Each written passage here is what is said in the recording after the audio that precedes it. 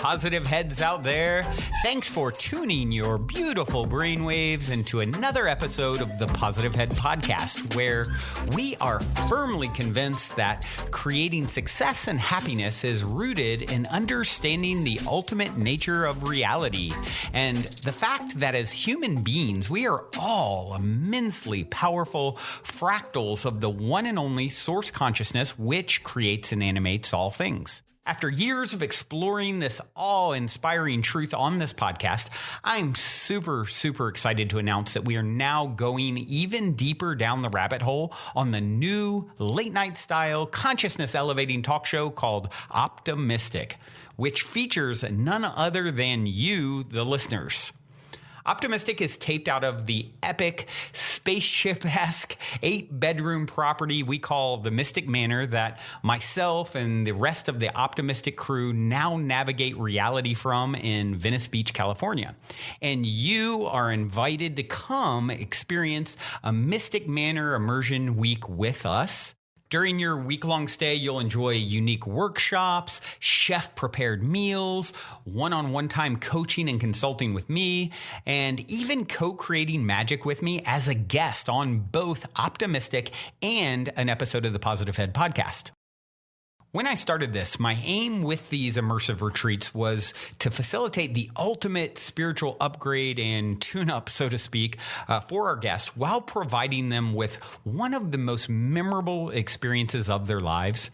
And I'm happy to say that as of this recording, every guest at the end of their trip so far has told me that they have had a profound and transformational experience at the Mystic Manor and that they definitely want to come back. All that being said, we only have a limited number of spots available between now and next July. And as of this recording, about half of those spots are already filled. So if there's any part of you that is screaming, yes, I want to come, I feel like I need to be there, go now and book a slot with me to discuss how we can put our heads together and make it happen at calendly.com/talkwithbrandon. I know for some people there is also that little voice in their head saying, why not? I can't get off work. I can't afford it, and on and on and on. But, really Henry Ford, I think, said it best. Whether you think you can or think you can't, you're right. And I'm confident that where there's a will, there's a way. And I'm personally committed to doing everything in my power, including discounts and payment plans, to get you here if it is something that truly feels like a huge yes for you energetically and like you're meant to be here. Once again, the link to book time to discuss with me is calendly.com/talkwithbrandon. That's spelled calendly.com/talkwithbrandon. All one word, of course. And book in some time and look forward to seeing you soon here at the Mystic Manor.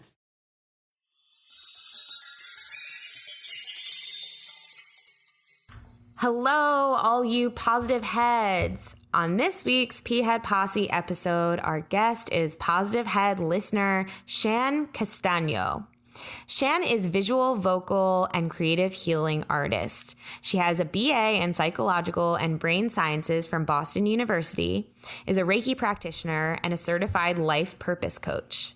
Shan practices as a creative living and life purpose coach, working alongside others to create and heal. Shan helps her clients navigate and gain value from ancestral wounds, indulge in more of their creative passions, and identify their values and purpose so they can incorporate both into how they show up daily. Shan hosts in-person spiritually transformative experiences in the Boston, Massachusetts area. Following her passions and inspirations has led her to a wild life full of interesting things, including lots of solo backpacking, volunteering on a suicide hotline, reading tarot for hundreds of strangers and friends alike, and most recently starting a podcast. Shan's podcast is titled WiseBodyMind and is a creative space to engage in thoughtful conversations with guests, solo episodes, and creative meditations to celebrate, explore, and heal our wise body and wise mind. Hi, Shan. Welcome to the show. Hi, I'm so excited to be here. Longtime fan, always a vision of mine to hop on. Yeah, well, you're bringing that vision into reality. Welcome. It's so cool to meet you. We have Well, first of all, it seems like we have a lot in common. You have a host a podcast, you coach, and we have a good mutual friend, Leah Liebler, who was also on this show. So it's really great to connect with you. Yeah, I think some real magic will flow because I do think as well that we have a lot in common and similar interests. And I was watching something of yours on your Inner Bloom channel talking about how one of your purpose is to communicate, and that's totally one of mine. So I'm excited to see how that shows up for us. Oh, I love it. Well, let's do it. Let's communicate, shall we? So as always on the show and in this segment, we love to start with, your background, your story, what your journey has been like up until this point. Very broad question that you can answer in a number of ways. Beautiful. Thank you. It's funny. I ask other people this all the time, and I haven't been asked this in a while, but my story is one, like a lot of people, it starts in a family where I was confused as to what my role was and why I was different. Going to college, getting a degree in something I loved, psychology, leaving college, backpacking while I was in college, backpacking outside of college, and realizing that I wasn't totally fulfilled doing what I was doing. And then I decided to just follow my creative passions and trust. And actually, kind of fast forwarding to date, I was working as a behavioral therapist for a year, and I realized that I was doing great work. I loved the work. And I was definitely having an impact, but it wasn't where my soul lied. So I decided I'm just going to quit and see what happens. This is like, I had an idea to start a business the month prior. And I was like, I'm just going to quit, see what happens. I'm just going to fall into complete trust that the universe will provide and that I will come out prosperous in the end and doing something I love. And I quit. I put out a message that I was looking for coaching clients because I'd just been coach certified. And within 24 hours, I got 3 clients who sustained the same amount that I was making as a behavioral therapist. So it was really beautiful, that moment of realizing that if I just trust and surrender and take the chance and follow my inspirations, it will always lead me home into a place where I can take care of myself and take care of the people I love. So I fast forwarded through my childhood story because right now I'm really feeling my current story. So that's what I felt like sharing today, and that's where I'm at. And yeah, thank you for asking.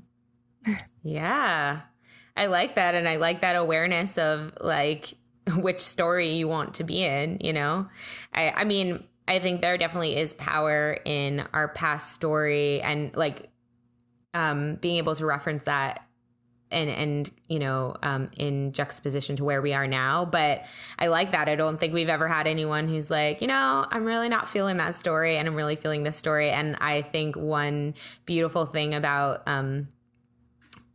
this community that we're in and the people that are in this community as we evolve is like people feeling comfortable to do that, to say like, I choose this and not this. Like, this might be the way that we do things or people do things, but this is the way that I do things. And so I like that a lot. It's beautiful. Thank you. Yeah, it feels like it was a foundation, but then I've built a whole nother thing on top of it. Yeah. So it feels more relevant to share. Yeah, totally. Yeah.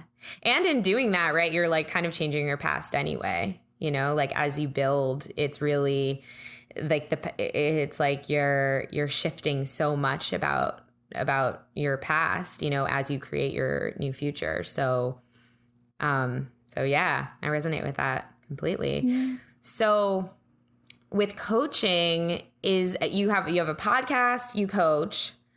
What else it seems like you're doing a lot. What are you working on right now that feels like most exciting to you?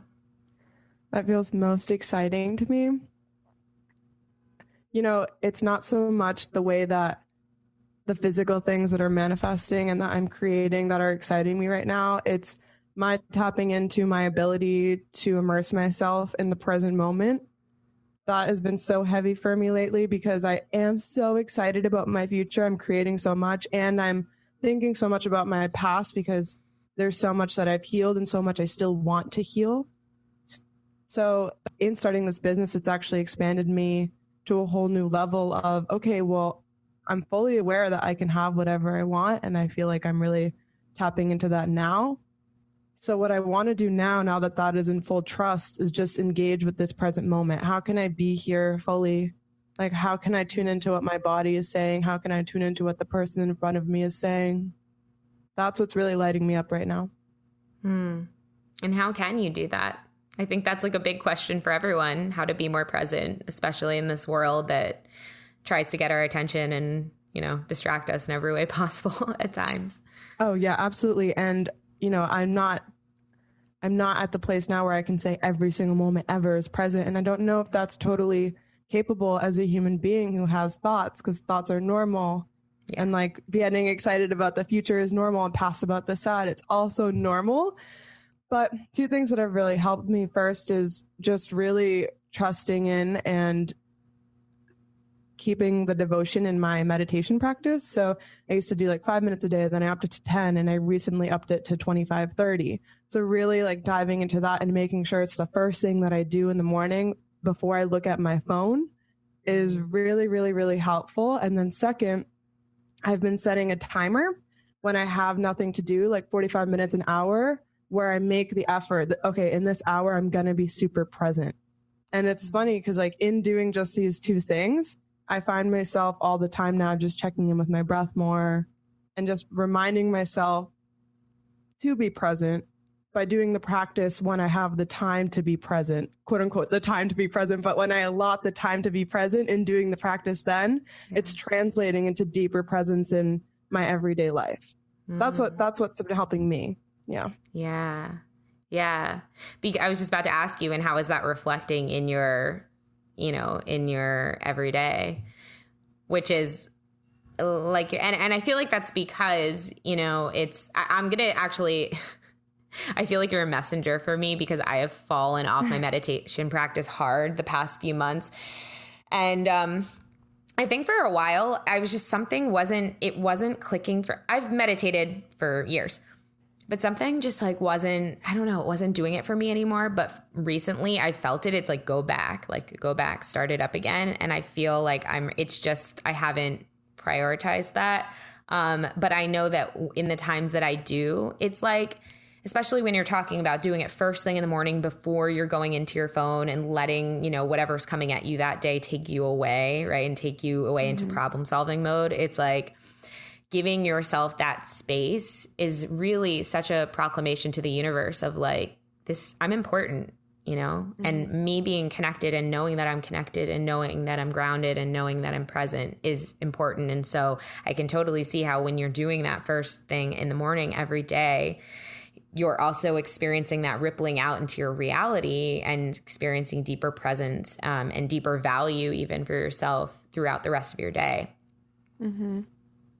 Awesome. Totally. And while you were speaking, I was thinking about how I think sometimes we can get dogmatic about certain practices like meditation. And I love that you were able to share that, I fell off because I wasn't feeling called to do it anymore, but now it's coming back into my area, my space. And I think it's important to follow that as well, because there's no one practice that will lead you home. And there's no one practice that will make you feel the best all the time. There's so many ways that we can heal and grow and connect with ourselves. It doesn't always have to be one thing. So I think it's really great that you shared that.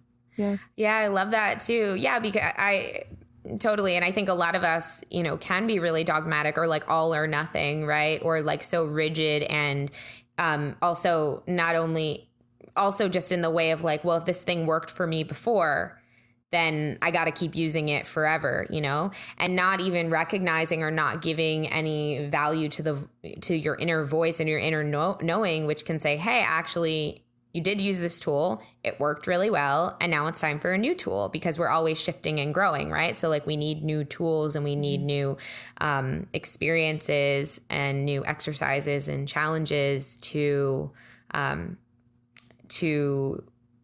supplement or to aid in these experiences that in the ways that we're shifting and evolving, right? Yeah, I love that. Beautifully said. Yeah. Thank you. So what are some other ways, let's say like someone's like me and they're like, I can't meditate, or they're just not feeling called to meditation right now. Are there any other ways that you've been able to find that can help people get more present? Oh, I love that you're asking me that, because synchronistically, I had a conversation with a client who's been struggling to maintain her daily sadhana, which is our practices to stay connected with divinity and with ourself. And she reached out to me and she told me she was doing something else that she didn't totally want to do. She'd rather stay home and do her practices. And I talked to her and I said, well, anything can be a practice. And I asked her to just share with me an intention she had for the night. She was going out dancing for a friend's birthday, but she was like, I don't really want to go. I want to stay home and I want to meditate and I want to get in touch with myself. And I shared with her that it was my belief that it was self-limiting to think that you could only get in touch with yourself in one way, and to instead just set an intention. Tonight on the dance floor, I want to release, or tonight I want to connect. And that in itself, having that intention, will connect you with the moment, because you have a reason for being there and a reason for existing in that moment. Yeah. Yeah. I love that. That's so beautiful, because I think I love that. This is an awesome topic too, because I think, again, going back to this, like being dogmatic or like all or nothing, right? I think people who are starting on this spiritual path, I mean, I know I've gone through this. I still kind of go through this sometimes, where I'm like, okay, well, if I'm spiritual and I'm like wanting to, connect with my divinity or connect with my inner knowing or whatever, then does that mean like I can't do regular things, right? Like I have to like stay home and meditate and listen to, Abraham Hicks nonstop, or like whatever it is, just do like the spiritual things, right? Yeah. And it's like, there's a part of me that still, I think, sometimes feels that like, oh, you got to like just be completely in the spiritual world. And but I don't want to. I want to be. Spirituality is knowing that you are spirit, right? Like spirituality is a connection with the spirit that is you. But that doesn't mean that like you're not supposed to be in the real world. Like you're not supposed to go do the things that you feel called to. That's why we're here in these bodies, to be able to like interact and play and, and experience our spirit through everything. Right. So I think that's so important, like to talk about, because I think that can also often lead to people feeling really isolated and like unhappy, and they don't know why, because they're like, I'm doing all the right spiritual things. Like, why do I still feel so disconnected? Yeah. I also love that we're diving into this. I think too, that it's a lot of shame. It's carrying shame within ourselves. We're supposed to be this one way, and if we're not, it's shameful. And I also think some of it comes, I know everything is our own experience, but sometimes we have people in our lives or teachers that we look up to that say this is the way, and if you don't practice this way, then you're never going to find what you're looking for. And when we adhere to those teachings, and when we really ingrain them in ourselves, we produce a lot of shame, and it's hard to feel fulfilled and joy and like you can be yourself. And sometimes I'll go to Dunkin' Donuts and get a coffee, and I'm like, is this spiritual? Is that a high vibe coffee? I don't know. And so like, just letting yourself do the things and just be present and be aware of where you're at, where you want to be, and just enjoy. Mostly that's for me what spirituality is just enjoying life. Yeah. Really, however I can get there, and if every few weeks, I go to Dunkin' Donuts and get a coffee, that doesn't make me any less of a person, and less of a spiritual person. And letting go of that shame alleviates so much pressure from having to show up any certain way. Yeah. That I feel like I really needed to hear that today. Because shame, shame's so interesting. It creeps in these really weird places where you like really don't expect it to. And I know, like, for myself, I'm this all, we brought it up several times, this all or nothing thing. That can be a really big challenge for me, because I think that's how I like to get my head around things. You know, it's like, I like to be like, okay, so I know what we're doing. We're all in here or we're all in here. And I think that's actually a growth edge for me in my life, is like, well, no, nothing is all anything or anything, you know, like that's the point. It's a beautiful mix and balance. And that's really why you want to be in tune with yourself, right? Because when you're in tune with yourself, you can feel where that balance needs to be.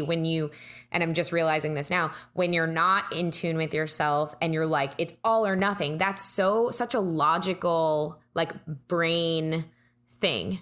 You're not feeling, you're just like, okay, these are the parameters. You're either this or this. It's black or white. It doesn't leave any room for feeling. Yeah, absolutely. And before we continue on, I'd like to take a quick moment to announce to you guys that we have a new sponsor of the Positive Head podcast, Mack Weldon. As you guys know, I've been very selective about sponsors over the years, only working with a select few that I truly align with. So when Mack Weldon first reached out to me about sponsoring Positive Head, and I saw that they were claiming to make intelligently designed men's basics such as underwear, socks, t-shirts, sweatpants, made from premium fabrics that are also super comfy, I was intrigued.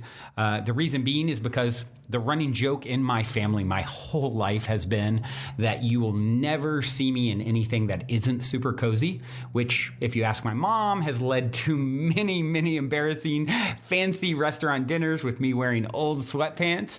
So I was intrigued enough that I ordered 4 items to try them out. And when I received them, I knew I had instantly found a new favorite go-to for my basics.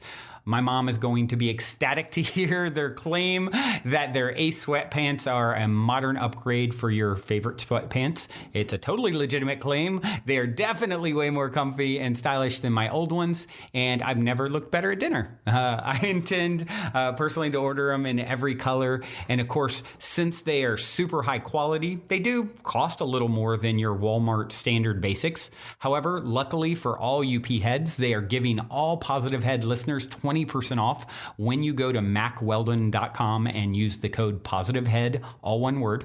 That's spelled MACKWELDON.com.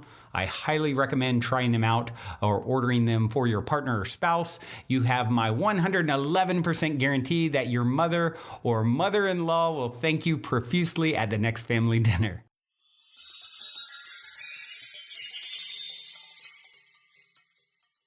Well, here's a question that I like to ask everyone on this show, because we're also like full of our own unique wisdom from our own unique journeys that we've been on and things that have been really important to us, right? Like stand out to us as these like big nuggets. So I really like to ask everyone on here, what's one thing that you think would be really valuable for everyone listening to this podcast to know or understand as they continue on their own personal journey? Like, besides presence, which is really powerful, but what feels like it's such a valuable nugget for people to get?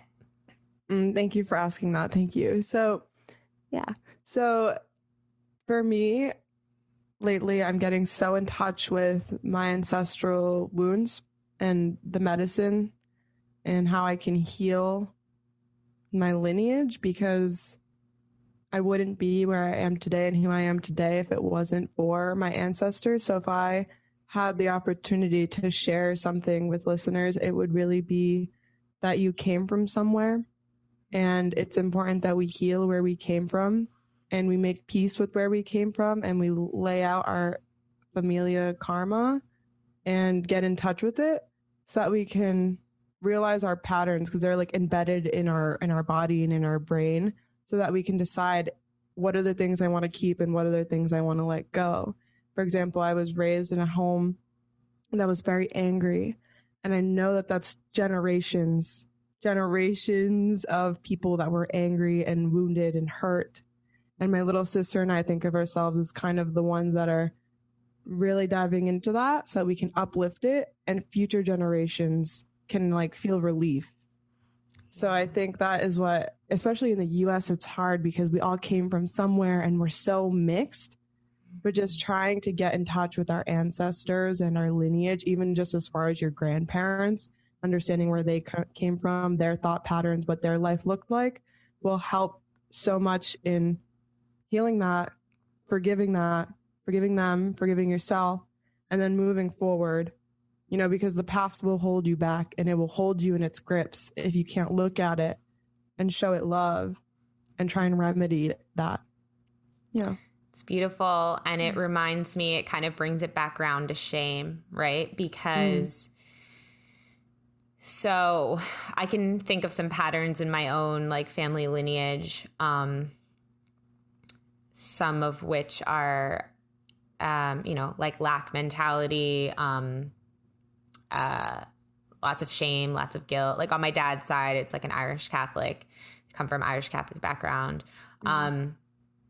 And so, so what's interesting is that oftentimes I feel like we think, whether we think this consciously or unconsciously, just start doing it, we feel we like honor those patterns, right? Because that's where we come from, and we're like honoring the it's a way of staying connected too. It's like, I'm part of this family, and this family operates in this way, and so I carry on this tradition. And when we become aware, self-aware, and we become aware of the patterns, in the manner that you're talking about, and then we dare, right, to start to change them, it can often trigger a lot of shame, because, or like, who am I? Or like, how dare I? Or this is fear too. Like, am I going to be separated? Am I going to be cast aside? It's so interesting how, but what I was being reminded of when you were sharing that was actually, though, you're doing the greatest service to your family and to your future family that you ever could do. It's just that this shame and this fear is kind of going to pop up as like a gateway, or like, it's not a gateway, like a, it's like a, like something, it's like your upper limit. It's like showing up to say, like, to kind of keep you within this realm. And we have to be aware enough and wise enough and in tune enough to realize that this is actually helping. It's not hurting. But it can feel really scary to change your family patterns, Absolutely. Yes, absolutely. It causes a lot of upset, and it's disruptive to the pattern. Like, things are going one way, and then you decide, no, I'm not going to go that way. That's like something's been going that way for generations so long. Yeah. And you hold it in your DNA, you know? And it's like, when you decide to do that work, you're not only healing your lineage and future lineage, but really the collective lineage and the collective, the way people show up and are born into this world. You're healing them as well. That's like a big part of my work and my reasoning, is that I love kids and I love the potential they hold. Really, I've like worked with them in so many different facets, and I'm just in love with them and their pure potential. And so in healing my own ancestral wounds, I have this hope and this knowing that it's not only helping my lineage and my future family, but the world's, because we're all connected and we're all one. So it's like, if every person was able to heal their family wounds and change patterns that don't serve them, we'll create a whole new population of people that are healed in some way. And they'll have their own thing too, but they'll have the tools to heal that as well, because we've healed ourselves and we get to be their guru. We get to be their teachers, Yeah. Yeah. And that's how you change the planet. Like, that's how that happens, because like you said, every generation is going to have their thing. It's not that we'll ever not have something to work on or to heal or work through. But like you said, when that generation will actually have the tools and the support to work through it, it means that the face of the planet, like the face of humanity, is going to change. Like, the way that human life is going to shift dramatically. And, it's really exciting to think about. it's really exciting to think about what the future looks like. What do you think the future looks like for humanity? Oh, good question. I genuinely, I'm going to tune in. I'm just closing my eyes, and I genuinely feel in my heart and in my gut, it looks brighter, really. It looks like a more conscious community as a whole. The whole world looks more connected, and it looks turbulent and chaotic, really, but in a way that is manageable and lovable. That's what kind of feelings I get when I think of the next generation or the next whatever. What do you think? Yeah, I think it's one of those things where it's like you said, it's like things are going to shake up a lot, but it's all going to be for the better. You know, it's kind of like in certain relationships, I think a lot of people have the pattern of like, they don't want to rock the boat because they don't want to have a fight. Right. So underneath the surface, there's all this stuff brewing and nothing gets resolved. Nothing changes. Nothing evolves because no one wants to start a fight and they don't want to talk about their true feelings. And so it feels like as a collective and as a planet, we're kind of going through this phase where suddenly people are like, no, we're going to talk about it. And so the boat's shaking, but it doesn't mean that the boat's shaking for a good reason. Like everything's kind of getting shaken up so we can rebuild in a newer, stronger way, in a more honest and authentic way that's more based in reality and not based in like illusion or like this false, I don't know, illusion. I'll just say illusion. Yes, absolutely. Thank you for saying that. I think that brings it back to ancestral wounds. I often think of the family that you're born into, and really so many parts of your life, but it's an illusion. Like you're born into this family and then they have a mindset around something and you learn that mindset. But if you're able to realize it as a mindset and as something that you learned, you were conditioned by maybe society, your family, your friends, whatever it may be, and you can see it for what it is, which is an illusion or a dream, say, then you're able to get out of that and create your own illusion. And no matter what, we're always living in an illusion because our mindset is made up, you know, like we make it, the people around us make it, society makes it. And yeah, it's just about being more conscious and intentional about what illusion you want to live in. But no matter what, it's usually not real. It's not real. Yes. Kind of shifted a little there, but that's where it went. So no, I love that. I really love that. I really resonate with that. And I think that's really relieving to hear, actually, that like, because sometimes too, when you hear like, oh, this is all an illusion, it can feel almost like sinister in a way, almost like deceptive or something, like you have to break free of this illusion so you can be like pure or live in this better, you know what I mean? But I think it's really beautiful to be like, no, this is all a dream. This is all an illusion. This is all a dream. This is all being created by our imagination, essentially, and by our perspectives.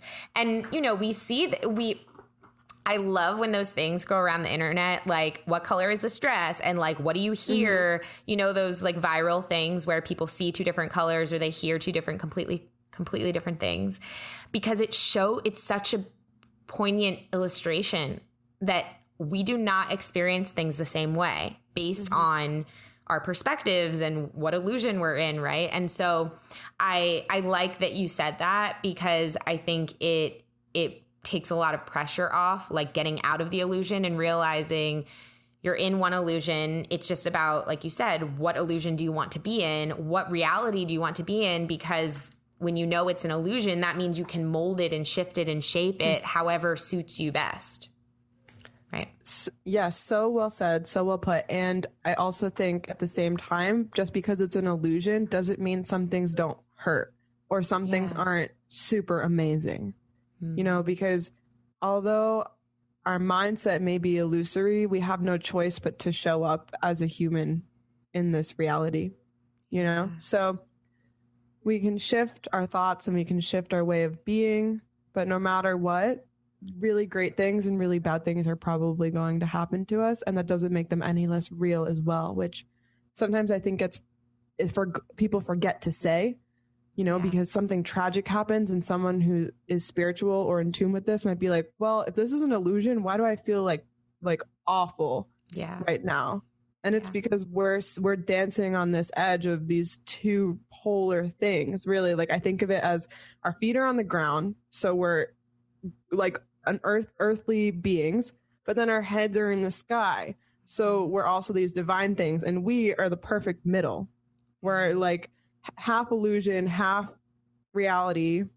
And it's never, I don't know if it's ever going to be clear what that totally means. But I do think that it relieves a lot of pressure knowing that you're both. Yeah. Yeah. And you meet in the middle with your heart. That's why everything comes from your heart.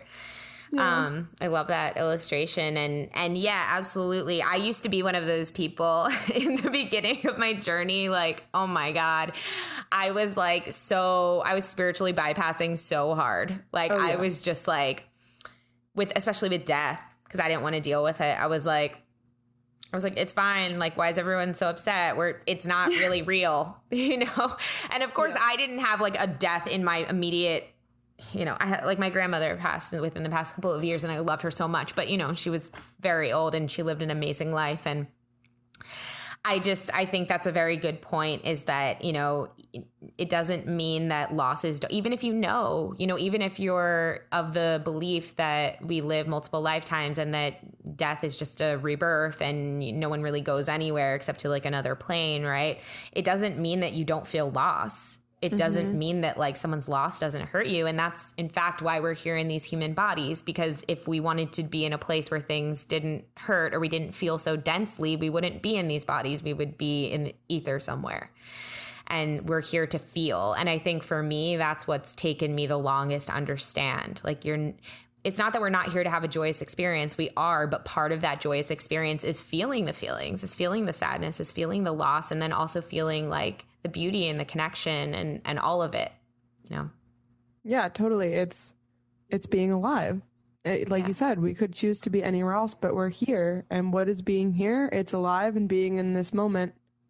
Yeah, exactly. And I think what you mentioned, how you were spiritual bypassing a lot in the beginning of your spiritual journey, is like the first step of even awakening to anything, is that you realize so much and you're confused as to why other people don't see it. You're confused as, like, you know, you get this sort of like, I am this and they are that sort of feeling. Your first sort of while that you're kind of awakening to yourself. And then after a while you start to realize, wait, no, I'm exactly like them. Yeah. and we go back to oneness, which is where it all ends. You know, we're just like, no, we're all in this together. My bad. Sorry. Yeah. Totally. Yeah. Totally. You get like the chip on your shoulder, then you knock that right off. And yeah, totally. Oh my gosh. That's been like actually the most beautiful thing I'd say that I've realized is like, you know, I have a lot of people very close to me in my life who they don't believe necessarily what I believe, but they believe in something, even if that's science. They really believe in that. Like that makes them feel good. Like that makes them feel, and it's taken me so long to be like, oh, okay, like that is no less valid. Like that's their belief, and everyone's belief, free will, right, is what this all is. So yeah, that's a really, I like how you illustrated that cycle of like awakening, basically. Yeah. I feel like we've talked about so many things. It's been so fun to just like lay it all out. Yeah. Is there anything else that you feel super called to share before we start wrapping up? The only thing I'd have left to say is just, if anyone is curious about like listening to more. Yeah. Where can they find you? Yeah. It's just, so my podcast is called WiseBodyMind. I would say it's different than Positive Head, because I think this is like conscious community, and mine is too, but it's like getting in touch with your body and your mind. It's more earthly. If anyone's curious, you can just find that on any platform. And then I have an Instagram account where I post relevant content as well. It's Shan Castaño, which is ChanCastano. And yeah, that's all that I'd have to share. Is just that I love having these conversations. If anyone listening is in a like relevant space and wants to come on, I'm so open to that. And that I'm here on Positive Head and just in life in general to connect. And so I love having experiences like this. If you are thinking about getting on the P-Head Posse and you are nervous, I just want to let you know that, you know, it's so freeing to let your voice out and to make the effort to get out of your comfort zone and connect with like-minded individuals. And also on that note, if you are thinking of starting some sort of creative project, whether it be just for yourself or to share with the world, this is your sign. Yeah. I'll claim that. This is your sign that you are ready and you are right for that. And to follow your inspiration always, because it will lead you to the most beautiful, interesting, sometimes difficult, but overall worth it places. That's what I have to say as my final words. Beautiful. Thank you so much for sharing all of that. And yeah, if you're listening to this, take Shan's sign as a message to move forward. I love that. Shan, actually, we'll put the link to your podcast, your Instagram, all that in the show notes so people can easily find you. So if you're listening and you want to connect with Shan, you can just go to the show notes and click in there and connect with her and subscribe to her. And what about for coaching? Is that where they can reach out to you for that as well? Yeah, my Instagram is good for reaching out to me for coaching. The website is still in development. But yeah, I do creative living and life purpose coaching. So I work with people just trying to understand their value system, how they can implement them into their daily life. And then I like to talk to people about their creative ventures and how they can incorporate that more into their daily life too, and not be afraid to share it and show it and to live creatively. Because living creatively and labeling yourself as an artist is a mindset that everybody deserves to live in, because we're all artists. We all create all the time, every day. So yeah, just reach out to me there. And I look forward to talking to anybody. If anyone has questions or if you resonate with anything that I or Alexa said, I'd love to know. I always love hearing like, hey, that landed for me. And I'm like, good, because it landed for me too. Yeah. Awesome. Well, Shan, thank you so much for coming on here and sharing and just being a light. You have such a beautiful presence. So you're doing a really good job being present because I can feel you. And and this has been so great. Thank you so much for coming on here, and hopefully we'll be connecting in the future. You should come on my podcast and I can come on yours. Okay, so glad you said that because I wanted to say that. Yeah. Yeah, I know. Thank you for seeing me, and thank you for letting me see you and holding this space and holding your own space, because like when we are the space holders and we follow our hearts, it opens the door for other people. Be like, oh, okay, they're doing it. I can do that. Like, I'll come. And then maybe they start their own thing, and then we're all leaders in our own way, inspiring each other. So yeah, thank you so much for having me on and for being you as well. Yeah. So beautiful. Thank you. Yeah. Until next time, as Brandon says, journey well. Bye, everybody. And if you're feeling the call to come for a week retreat style Mystic Manor immersion, remember to go now and book your time to speak with me directly about stepping into the optimistic vortex at calendly.com/talk with Brandon while there are still spots left. Otherwise, I look forward to co-creating magic with you at the Mystic Manor.